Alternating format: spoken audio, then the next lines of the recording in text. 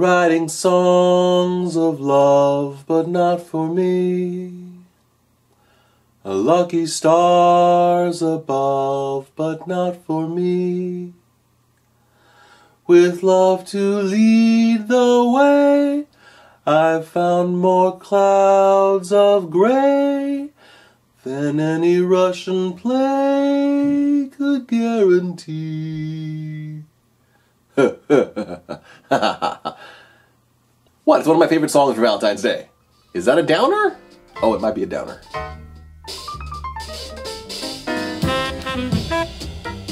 Hello, Paul Talkers. I'm trying to shoot this and upload it on Valentine's Day so I can talk to you about my feelings about it. But before I tell you those feelings, I should back up and give you the context of my current dating situation, which is, I'm not dating. I hope you notice that I don't seem particularly sad about it. I'm not opposed to dating. I've had great long-term relationships, I've had great casual dates, I've had great friends with benefits. I'd be happy to have one or more of those things in the future. But back in 2012, when I was single, I came to the realization that I associated my happiness with companionship, and when I didn't have any, I felt lonely and miserable and bad about myself.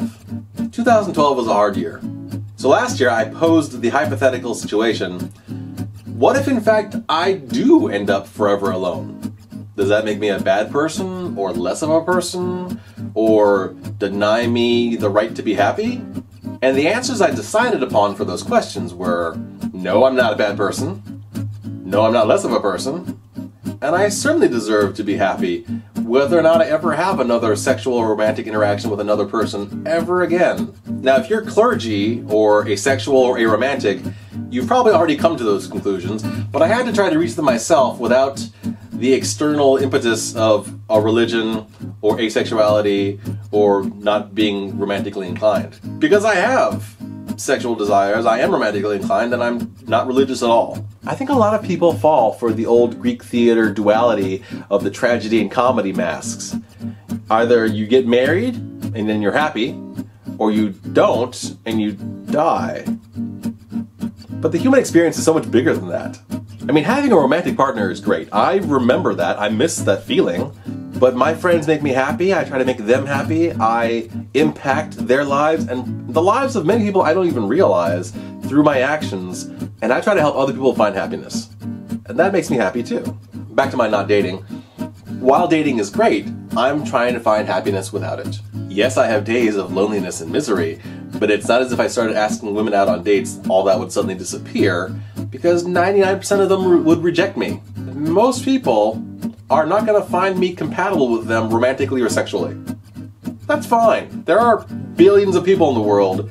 It's okay for like the 1,000 people that I encounter in my life to say, I don't want to make out with him. It's okay. But realizing that I would get rejected 99% of the time, it's kind of daunting for me now to put in time and energy pursuing that when I could be pursuing happiness instead.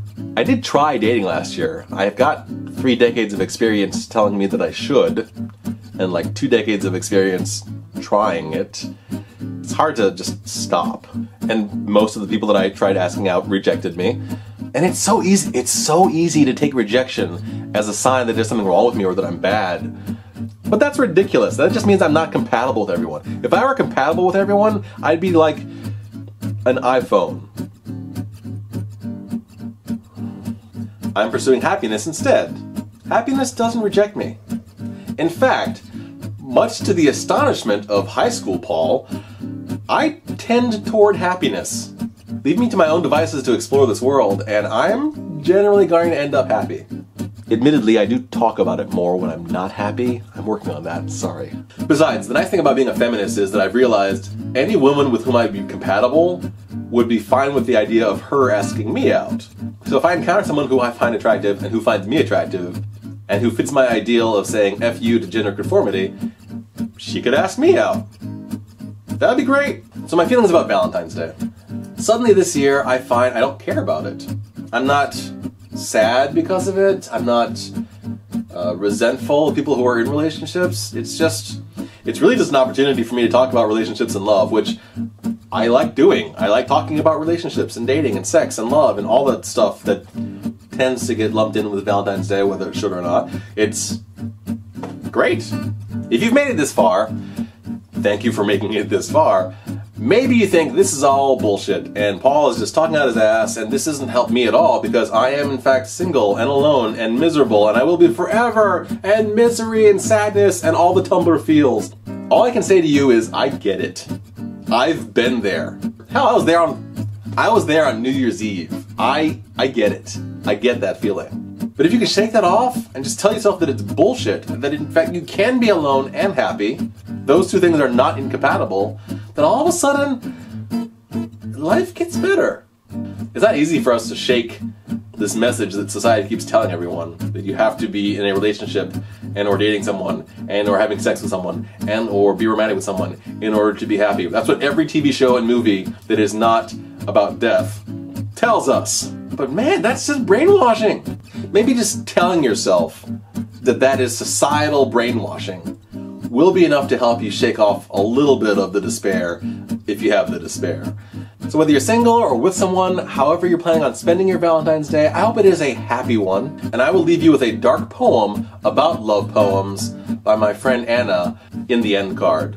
I hope you enjoy that. If you like this video, please like it, please subscribe, please tell me your questions, comments, and suggestions below. Tell me what you think about Valentine's Day. If nothing else, tell me something that matters to you, because that matters to me. And as always, thanks for watching! Faded Roses by Thievery.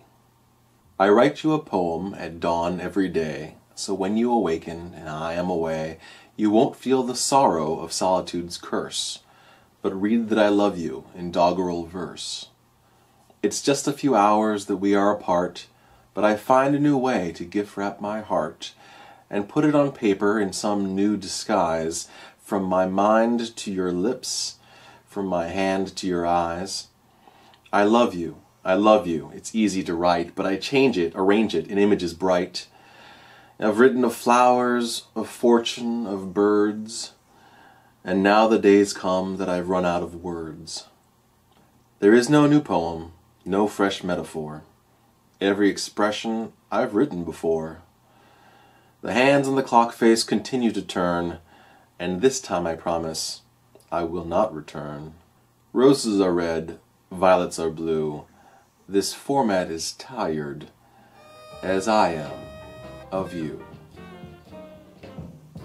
That was by Thievery, aka Anna Fruin. Happy Valentine's Day!